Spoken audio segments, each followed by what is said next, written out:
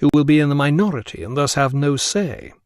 The notion of equality to which both parties will subscribe must therefore be taken from the definition of right which is common to both.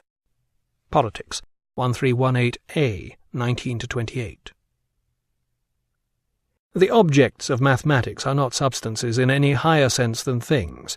They are only logically prior, not prior in being, to sensible things. Mathematical entities can in no way exist on their own. But since they cannot exist in perceivable objects either, they must therefore not exist at all, or exist in some special way which does not imply independent existence. For to exist can mean many different things. Metaphysics, 1077b, 12-17. Where natural bodies are concerned, some have life and some do not. That is to say, some are able to nourish themselves, to grow, and to decay.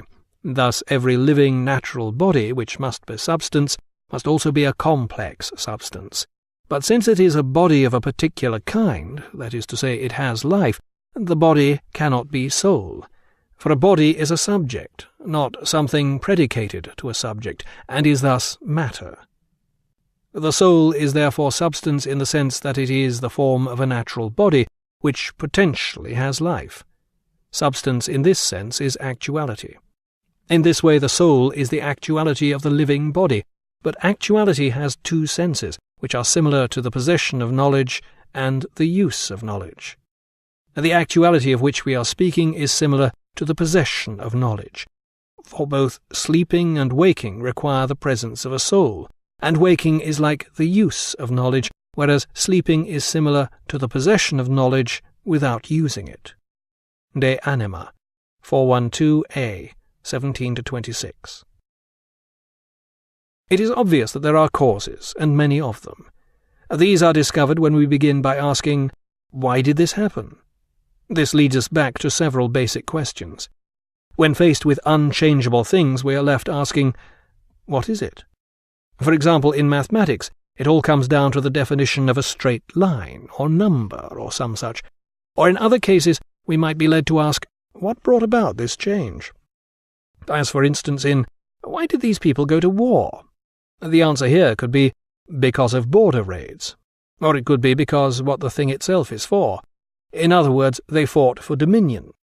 In another category, where things come to be, their cause will be matter. Evidently, these are the causes. There are several different types of causes, and anyone who wishes to understand nature should know how to uncover them. In fact, there are 4 different types: matter, form, whatever brings about the change, and whatever the thing is for. Physics, 198a, 14-24. Thus motion being eternal, if there is a prime mover, it too must be eternal. And here it is sufficient to assume there is only one mover, the first to set in motion stationary things, and this being eternal will be the principle of motion for all other things. Physics, 259a, 7-14. Aristotle wrote and thought so originally about so many things that he was bound to get a few of them wrong. People whose nostrils have thick extremities are lazy, just like cattle.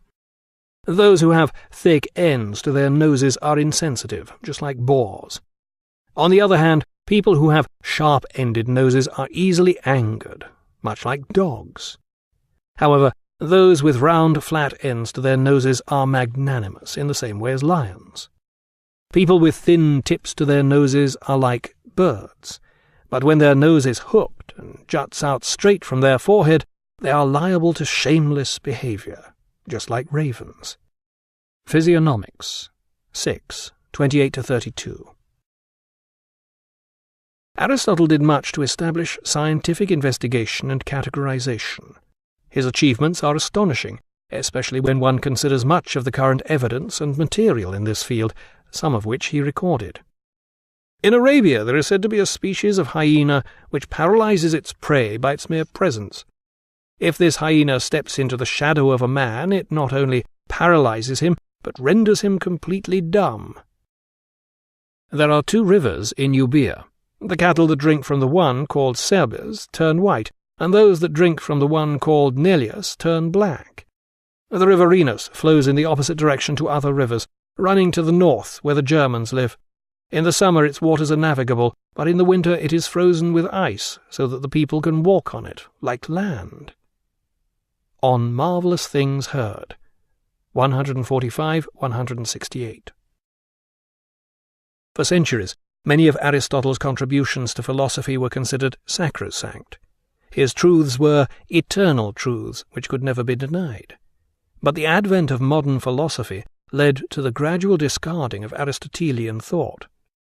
Surely his most important contribution, logic, would last forever. Then came Nietzsche, and even this was called into question. We cannot both affirm and deny the same thing. This is a subjective empirical law, nothing to do with logical necessity, only of our inability to do it. In Aristotle's view, the law of contradiction is the most certain basic principle of them all. It is the ultimate and most fundamental principle on which all demonstrative proof rests. The principles of every axiom depend upon it. Yet if this is really the case, we should perhaps examine more thoroughly what presuppositions are already involved here. Either it says something about actuality, about being, as if we already knew it from another source. That is, as if opposite attributes could not be ascribed to it. Or it means opposite attributes should not be ascribed to it, in which case logic would not be an imperative to know the truth, as formerly supposed, but merely an imperative to organize a world that we could look upon as the true one. Thus it remains an open question. Do the axioms of logic precisely match reality, or are they simply a means and method for us to create a concept of reality that suits us? As already indicated, to agree with the first question we would have to possess a previous knowledge of being, i.e. one prior to our use of and in no way involved with logic, and this is certainly not the case. The proposition, the one that forms the law of contradiction, thus involves no criteria of truth. It is simply an imperative saying what should count as true. Nietzsche, Will to Power, section 516. Logic thus becomes the morality of our way of viewing and perceiving the world, the ethics of our epistemology. To deny it is wrong, not in a factual sense, but in a moral sense. Our entire notion of truth, logical, scientific, religious, the need to tell it socially, and so forth, are thus in the same category. They are systems by which we live, which are of use and benefit to us. They are not based upon what actually happens, but upon what is useful to us and fits in with how we choose to view the world.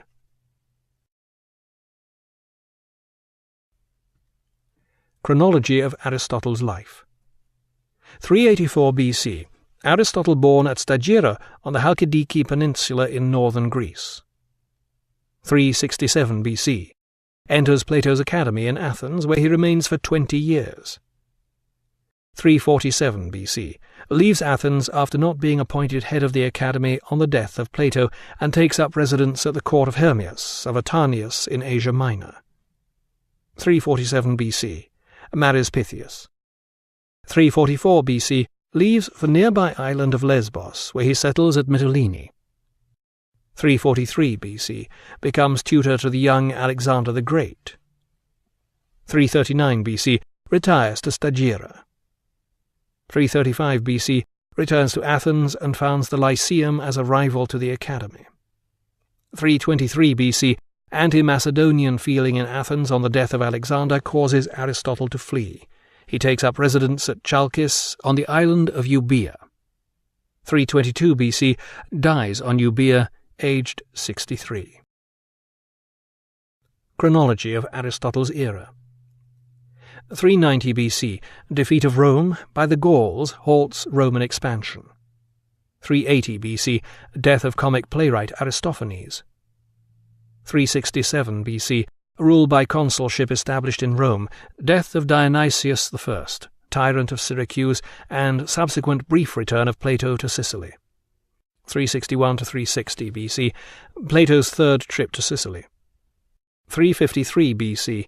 Death of King Mausolus, who is buried in the Mausoleum, one of the 7 wonders of the ancient world.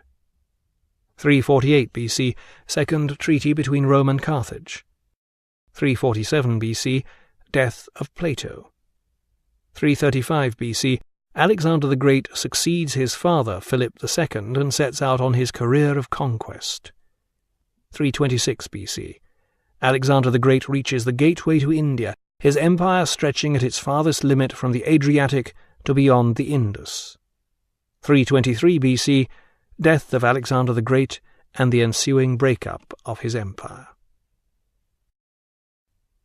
Chronology of significant philosophical dates. 6th century BC, the beginning of Western philosophy, with Thales of Miletus. End of the 6th century BC, death of Pythagoras. 399 BC, Socrates sentenced to death in Athens. Circa 387 BC, Plato founds the Academy in Athens, the first university. 335 BC, Aristotle founds the Lyceum in Athens, a rival school to the Academy. 324 AD, Emperor Constantine moves capital of Roman Empire to Byzantium. 400 AD, St. Augustine writes his Confessions, philosophy absorbed into Christian theology. 410 AD, sack of Rome by Visigoths heralds opening of Dark Ages. 529 AD, closure of Academy in Athens by Emperor Justinian marks end of Hellenic thought. Mid-13th century, Thomas Aquinas writes his commentaries on Aristotle, era of scholasticism. 1453, fall of Byzantium to Turks, end of Byzantine Empire. 1492, Columbus reaches America, Renaissance in Florence and revival of interest in Greek learning. 1543, Copernicus publishes On the Revolution of the Celestial Orbs, proving mathematically that the earth revolves around the sun. 1633, Galileo forced by Church to recant heliocentric theory of the universe. 1641, Descartes publishes his Meditations, the start of modern philosophy. 1677, death of Spinoza allows publication of his Ethics. 1687, Newton publishes Principia, introducing concept of gravity. 1689, Locke publishes Essay Concerning Human Understanding, start of empiricism. 1710, Berkeley publishes Principles of Human Knowledge, advancing empiricism to new extremes. 1716, death of Leibniz. 1739 to 1740, Hume publishes Treatise of Human Nature, taking empiricism to its logical limits. 1781, Kant, awakened from his dogmatic slumbers by Hume, publishes Critique of Pure Reason. Great era of German metaphysics begins. 1807, Hegel publishes The Phenomenology of Mind, high point of German metaphysics. 1818, Schopenhauer publishes The World as Will and Representation, introducing Indian philosophy into German metaphysics. 1889, Nietzsche, having declared God is dead, succumbs to madness in Turin. 1921, Wittgenstein publishes Tractatus Logico-Philosophicus, claiming the final solution to the problems of philosophy. 1920s, Vienna Circle propounds logical positivism. 1927, Heidegger publishes Being and Time, heralding split between analytical and continental philosophy. 1943, Sartre publishes Being and Nothingness, advancing Heidegger's thought and instigating existentialism. 1953, posthumous publication of Wittgenstein's Philosophical Investigations, high era of linguistic analysis. That is to say, some are able to nourish themselves, to grow, and to decay. Thus every living natural body, which must be substance, must also be a complex substance. But since it is a body of a particular kind, that is to say, it has life, the body cannot be soul. for a way which does not imply independent existence, for to exist can mean many different things. Metaphysics 1077b, 12-17. Where natural bodies are concerned, some have life and some do not. Mathematics are not substances in any higher sense than things. They are only logically prior, not prior in being, to sensible things. Mathematical entities can in no way exist on their own. But since they cannot exist in perceivable objects either, they must therefore not exist at all, or exist in some special body is a subject, not something predicated to a subject, and is thus matter. The soul is therefore substance in the sense that it is the form of a natural body, which potentially has life. Substance in this sense is actuality. In this way the soul is the actuality of the who will be in the minority and thus have no say. The notion of equality to which both parties will subscribe must therefore be taken from the definition of right which is common to both. Politics 1318a, 19-28. The objects of mathematics